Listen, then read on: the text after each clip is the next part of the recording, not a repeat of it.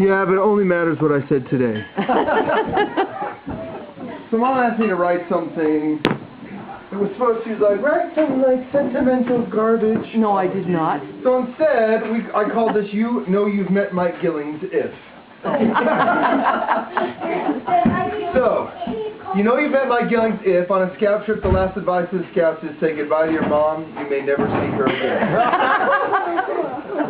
You know you've met Mike Gillings if when the word only is used to describe an 11-hour workday, such as we only worked 11 hours today.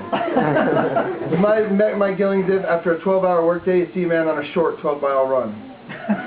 You might have met Mike Gillings if when someone asks you why they work on Saturday, you respond, the Lord said 6 days shalt thou work. You might have met Mike Gillings if you share a terrible event in your life and your response is, wait, I might have a tear in my eye. No, it must be dirt. You know you've met Mike Gillings if you fall, get injured, and are in major pain, and he says, wow, that was awesome, get up. You know you've met Mike Gillings if, after going on an amusement park ride, a man comes up, shows you a bolt, and says, this fell out when we were riding. Then when later asks, why do you have a bolt in your pocket? He replies, I always do, don't you? You know you've met Mike Gillings if, when on a job, the superintendent says to the brickmason, after you're gone, I'm going to have to fix all your problems. He climbs down off the scaffolding, pulls some change out of his pocket, and says, this should cover it.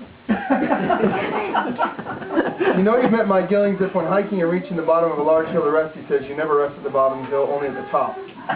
You know you've met Mike Gillings if when hiking along and the rest of the group stops to rest and a 60-plus man approaches and says, I'm not stopping. You know you met Mike Gillings if you see a man on a scaffold, blood running down his face with his hat pulled down tight, and you ask, what happened? I sliced my head on the roof and the blood was getting in my eyes, so I pulled my hat on tight, and I tried to tie my hair together. That was true! You know you met Mike Gillings if you leave to hang out with friends and he says, if you get home late, my only rule is don't wake me up. You know you've met Mike Gillings if you see a man picking maggots out of his boiling ramen noodles but he's still eating the noodles. That happened in California. You know you've met Mike Gillings if he described the scout hut by saying, have you ever heard of Hell Week in the Army? This will be worse. You know you met Mike Gillings if he falls asleep driving or marching or hiking or singing in church or while laying bricks or in a puddle during a snowstorm. You know you've met Mike Gillings if you see a man sitting on the church popping little white pills. You know you've met Mike Gillings if at 10 p.m. he falls asleep while talking to you. You know you've met Mike Gillings if you see a 70-year-old man who rides bikes and who lifts weights after a full workday. You know you met Mike Gillings because at 50 he could outski anyone.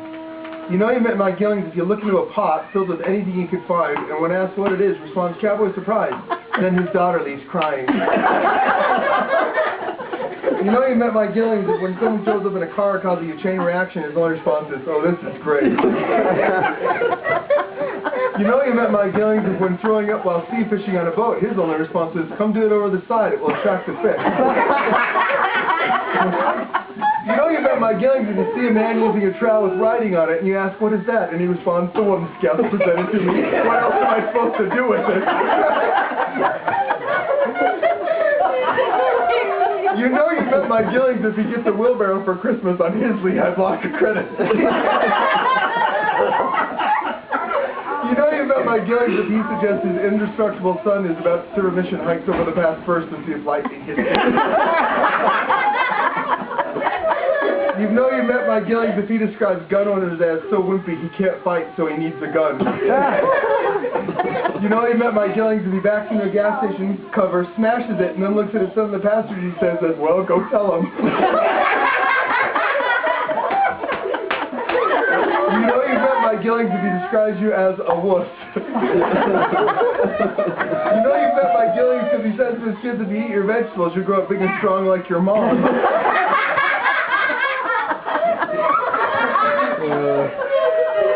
You know you met Mike Gillings when on a hike, another scout leader asks, who is this guy? Tie his shoelaces together next time you see him, as he mockingly waves to you from the top of the massive hill you have to climb. You know you met Mike Gillings if you meet a man running down Mount Timpanogos with his severely dislocated arm in a sling because he didn't want to waste money on the helicopter. You know you met Mike Gillings because he served more years than you are old in the scouting program. You know you've met Mike Gillings if he leaves you behind on the camping trip. When you ask him why, his only response is, "I said we were leaving at 5. You were late." You know you've met Mike Gillings if he's downstairs at a family party reading an encyclopedia because he's bored. I would agree with that. You know you met Mike Gillings because he opens and closes his flip phone multiple times because he doesn't like or know how to use the back button. You know you met Mike Gillings when you see numbers and addresses written on unfinished wood wall of a house and he says, "Don't cover that, I need it." You know you met Mike Gillings because his address and information books look more like fire kindling. You know you met Mike Gillings because he's at 70s and 1% for his weight and health in his age class. You know you met Mike Gillings because he'll serve in any calling for any amount of time and never complain while magnifying his calling. And you've never met Mike Gillings because he has 4 of 5 children who serve missions and 5 of 5 who are married in the temple and contributed to just being lucky. Oh! That was funny. That was perfect, guys. That was awesome. We all kind of pitched in and got you something. We don't give presents to adults, remember? Well, I know, but you're like 100. That So was this is from everyone. Perfect. Guthrie, Gavin, Mandy, Gantry, all the married couples. How many people? It's not very big. It's okay, it's okay. It's okay. It's Christmas wrapping paper. Yeah, turn inside out.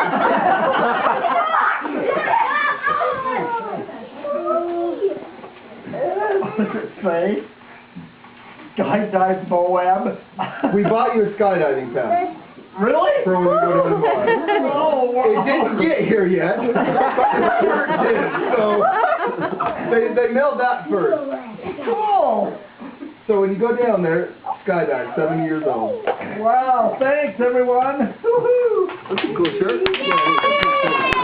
Happy birthday to you. Happy birthday to you. Happy birthday, dear Mike. Happy birthday to you. Dad, don't expect this when you're 70. Sure, just when we gotta go down in the Whenever you want to do it. The certificate's good for any time. Okay. Well, thanks.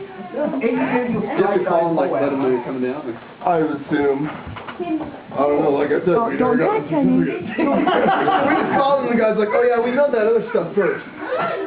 Okay. I know, that's what I thought too. Do you have extra coffee of that, guys? I can make some.